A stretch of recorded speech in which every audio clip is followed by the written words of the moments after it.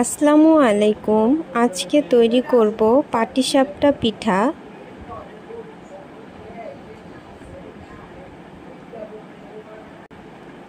এজন্য প্রথমে 1 কাপ চালের গুঁড়া, 1/4 কাপ ময়দা, 2 টেবিল চামচ গুঁড়া দুধ একসাথে চেলে মিশিয়ে নেব।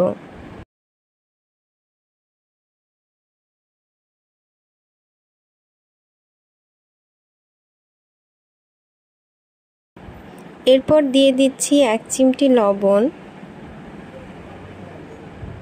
1/4 কাপ চিনি। চিনিটা আপনাদের স্বাদ অনুযায়ী আপনারা দিতে পারবেন। মিষ্টি বেশি খেলে চিনির পরিমাণ বাড়িয়ে দেবেন। এবার দিয়ে দিচ্ছি কুসুম গরম পানি।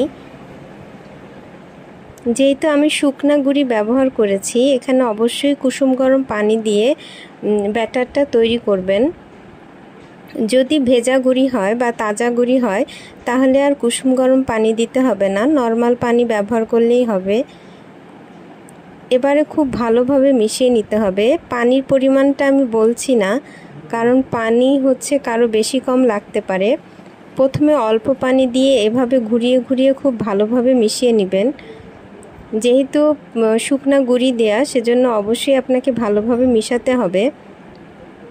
এবারে আমি অল্প অল্প পানি দিচ্ছি আর এভাবে করে মিশিয়ে নিচ্ছি। একবারে বেশি পানি দিলে ভালো মিশানো যাবে না, অল্প অল্প পানি দিয়ে মিশাতে হবে। আপনারা আরও ভালোভাবে মিশাতে চাইলে হাত দিয়েও কষলে নিতে পারেন। এভাবে করে সময় নিয়ে ঘুরিয়ে ঘুরিয়ে মিশিয়ে নেব। আবারও পানি দিয়ে দিলাম।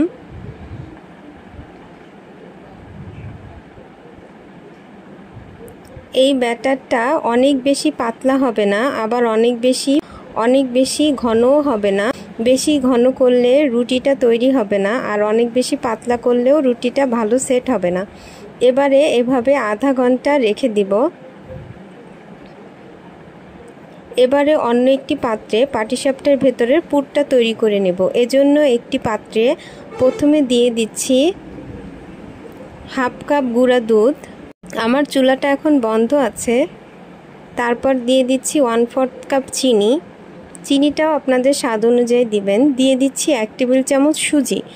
আপনারা এখানে সুজির পরিবর্তে ময়দা অথবা চালের গুঁড়ি ব্যবহার করতে পারেন। দিয়ে দিচ্ছি 1/2 কাপ তরল দুধ। আমার যে পরিমাণ আমি ব্যাটার নিয়েছি ঠিক এই পরিমাণই আমার পুরটা এই পরিমাণই লাগবে। যদি ব্যাটার বেশি নেন তাহলে পুরের পরিমাণটাও বাড়িয়ে নেবেন। আমি যে পরিমাণ নিয়েছি তার ডবল দিলেই আপনারা তৈরি করতে পারবেন। এরপরে একটু মিশিয়ে নিচ্ছি। আমি চুলা এখনও জ্বালাইনি। এরপরে চুলা অন করে ভালোভাবে নেড়ে মিশিয়ে নিতে হবে। এক্ষেত্রে আর কোনো কাজ নাই, শুধু ভালোভাবে নেড়ে নেড়ে মিশিয়ে নিতে হবে। যখন একটু ঘন হয়ে যাবে, এবং মেশানো বন্ধ করা যাবে না, কারণ মেশানো বন্ধ করলে নিচে লেগে যেতে পারে। দেখুন অনেকটা ঘন হয়ে গেছে। এটা ঠান্ডা হলে যেহেতু আরও ঘন হয়ে যাবে। বেশি ঘন করে তুললে এটা কিন্তু অনেকটাই শক্ত হয়ে যাবে, তখন সেট করা যাবে না। এজন্য অল্প একটু ঘন অবস্থায় তুলে নিতে হবে। তুলে আলাদা পাত্রে রেখে দিতে হবে। কখনোই হাঁড়িতে রাখা যাবে না। গরম হাঁড়িতে রাখলে আরও শক্ত হয়ে যাবে। আমার চুলা কিন্তু এখনও বন্ধ। আমি সেজন্য তাওয়ার উপরেই পাত্রটি রেখেছি। এটা যেহেতু প্লাস্টিকের পাত্র। দেখুন এই পরিমাণে আপনার ঘনত্ব হবে। আধা ঘন্টা পরে ঠিক এই পরিমাণে আপনার ঘনত্ব হবে। এবারে পাত্রে আমি সামান্য ঘি ব্রাশ করে নিচ্ছি। প্রত্যেকবার রুটি বানানোর আগে অবশ্যই ব্যাটার নাড়িয়ে নেবেন, এবং কয়েকটা বানানোর পরে অবশ্যই একটু তেল ব্রাশ করে নেবেন। এভাবে আমি একটা ব্যাটারের রুটি দিচ্ছি। এভাবে আমি 1 চামচ করে দিলাম এবং একটু ঘুরিয়ে ছড়িয়ে নিলাম। এক্ষেত্রে রুটিটা যে একেবারে খুবই গোল হতে হবে তেমন না, কারণ যখন আপনি রুটি ভাঁজ করবেন তখন এটা কিন্তু ঠিক হয়ে যাবে। এটার এলোমেলো ভাবটা বোঝা যাবে না। আর একটু এলোমেলো হলেও এটা সমস্যা নাই, আরও সুন্দর দেখাবে। এবার আমি চামচে করে সেই পুর থেকে কিছুটা দিয়ে দিচ্ছি। এবার রুটিটা যখন একটু শুকিয়ে আসবে তখন এক সাইড থেকে ভাঁজ করে নেব। এভাবে করে ভাঁজ করে নিন।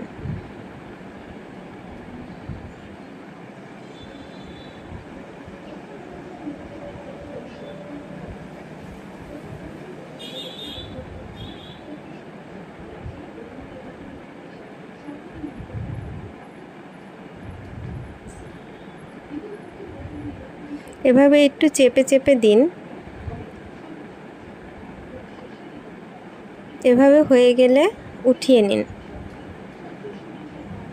এবার আমি ব্যাটারে সামান্য লাল রং মিশিয়ে নিয়েছি। এটা দেখাবার জন্য আমি একটু ফোটা ফোটা, অনেক সময় দেখা যাচ্ছে অতিথি আপ্যায়নে বা বৈশাখী উৎসবে আমরা একটু আলাদা কিছু করতে চাই এবং সেটা দেখতে একটু সুন্দর লাগে। এজন্য আমি এই পদ্ধতিটা আপনাদের দেখিয়ে দিচ্ছি। এই সাদা ব্যাটারেই আমি সামান্য লাল ফুড কালার দিয়ে নিয়েছি এবং এইটার মধ্যে এই পর্যায়ে আপনারা চুলার আঁচটা অবশ্যই কমিয়ে নেবেন, না হলে আপনি যতক্ষণ এই কাজ করতে থাকবেন ততক্ষণ এই ফোঁটাগুলো কিন্তু একেবারে পুড়ে যাবে। চাইলে চুলা অফও রাখতে পারেন। এবারে ব্যাটার থেকে দিয়ে দিচ্ছি। দেখুন আমার রুটি কিন্তু একেবারে গোল হয়নি, তারপরে যখন আমি ভাঁজ করব এইটা কিন্তু বোঝা যাবে না। এবার রুটিটা যখন হয়ে যাবে তখন এক সাইডে পুরের অংশ দিয়ে দিচ্ছি।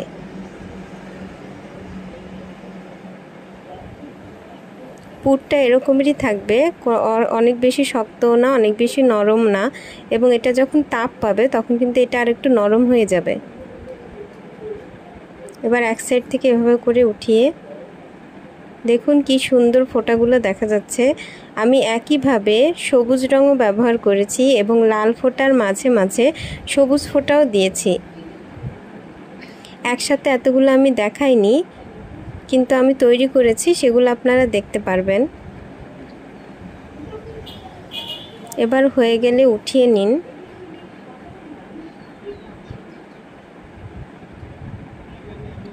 এবারে আমি এটাকে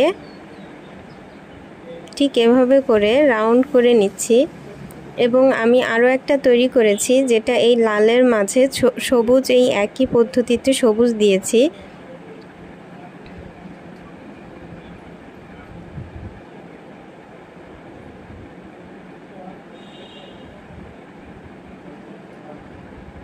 তাহলে দেখুন এখানে কিন্তু চারটা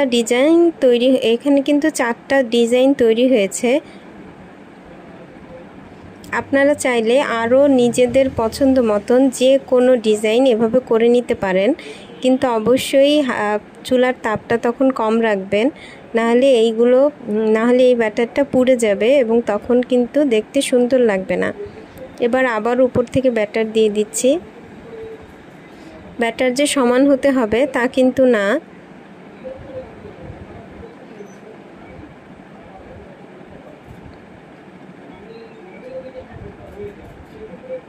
একটু ঘুরিয়ে ঘুরিয়ে মিশিয়ে নিচ্ছি।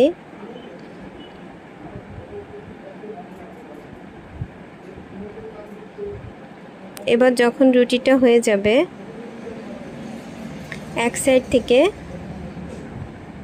এক সাইডে পুর বসিয়ে দিব। এই পাটিসাপটাটা খেতে কিন্তু অনেক মজা, আপনারা বাসায় অবশ্যই ট্রাই করে দেখতে পারেন। এবার যখন রুটিটা উপর থেকে একটু শুকিয়ে যাবে তখন আবার এভাবে ভাঁজ করে নিচ্ছি।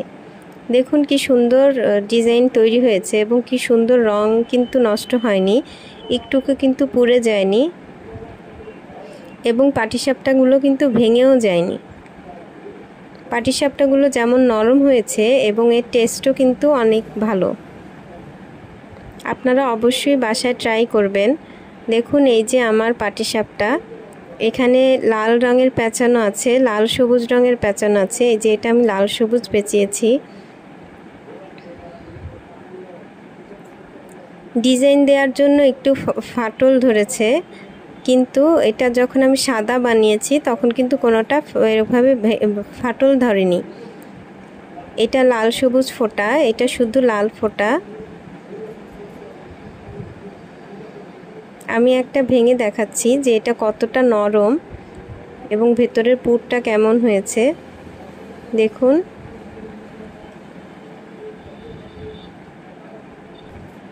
বাসায় অবশ্যই ট্রাই করবেন। ভিডিওটি দেখার জন্য ধন্যবাদ।